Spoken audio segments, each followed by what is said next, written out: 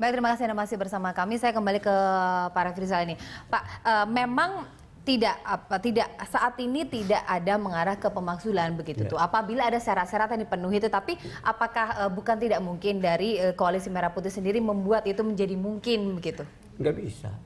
Kalau nggak ada pelanggaran oleh presiden, pelanggaran sesuai dengan undang-undang dasar, undang-undang itu, tidak ada alasan untuk memakzulkan presiden. Ya, boleh dimakzulkan kalau dia melanggar itu. Itu yang dibolehkan di undang-undang. Di undang-undang dasar dibolehkan. Kalau dia, tapi di negara yang sistemnya presidensial kayak kita, saya kira sangat sulit untuk memakzulkan presiden. Oke, Bang Rey. Jadi prosesnya panjang sekali untuk memakzulkan presiden.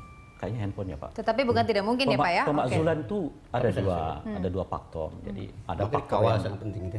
Ada faktor yang disebut dengan faktor karena undang-undang, ada karena faktor politik. Nah itu keduanya itu juga bersifat opsional.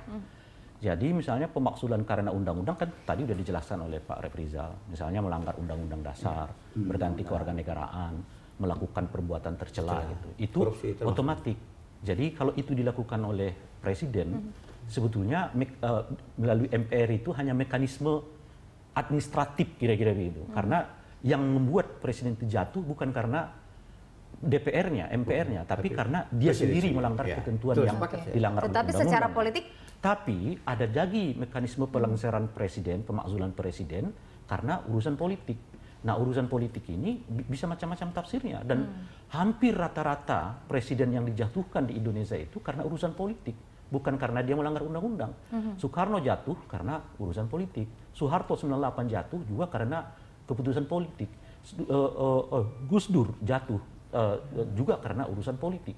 Jadi kalau kita lihat sejarah bangsa kita, semua presiden-presiden kita, 3 presiden kita itu jatuh bukan karena mereka melanggar konstitusi, tapi mereka melakukan tindakan yang membuat masyarakat marah, menyatakan ketidaksetujuan dan ketidaksetujuan itu sampai kepada taraf pemakzulan gitu. Ya, jika membuat masyarakat marah, tetapi jika nantinya Jokowi JK justru membuat keputusan-keputusan atau kebijakan yang membuat yang populer yang membuat masyarakat semakin mencintai mereka, berarti tidak bisa dimakzulkan begitu ya? Oh iya tentu saja, makanya inilah politik ini yang kita sebut dengan opsional kan.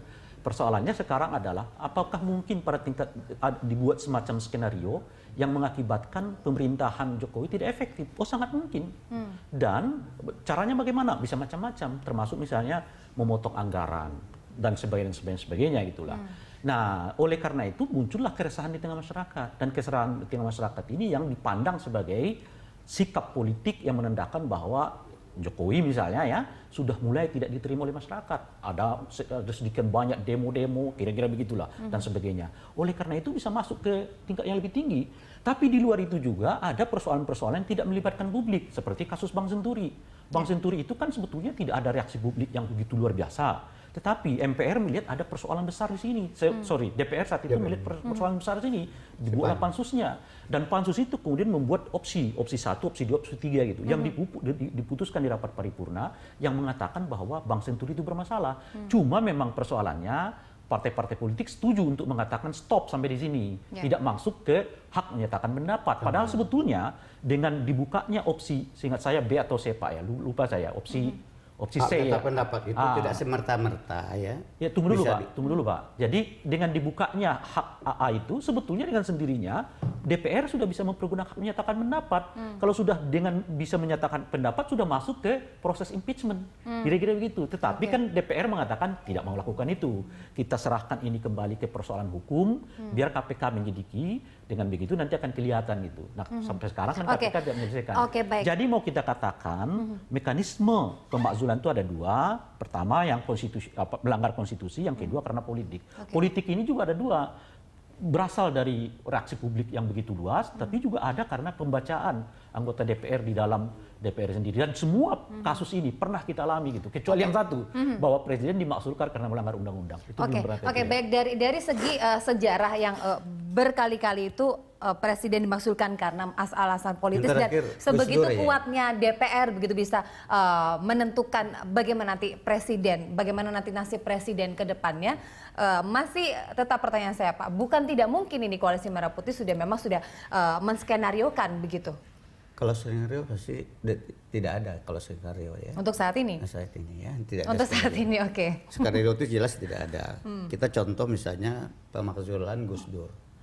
Itu hampir semua DPR fraksi waktu itu termasuk fraksinya sendiri. Pak Matori setuju kan gitu kan. Makanya dipecat langsung sama Gus Dur kan sebagai ketua salah satu pimpinan MPR pada saat itu kan. Kalau PDI nggak setuju waktu itu nggak bakal bisa dia dimakzulkan ya. Okay. Jadi artinya memakzulkan presiden ini sangat sulit ya. Apalagi koalisi kita cuma 50% begini sangat sulit lah. Atau minus malah sekarang. Kalau kurang lebih 3 lah sangat minus.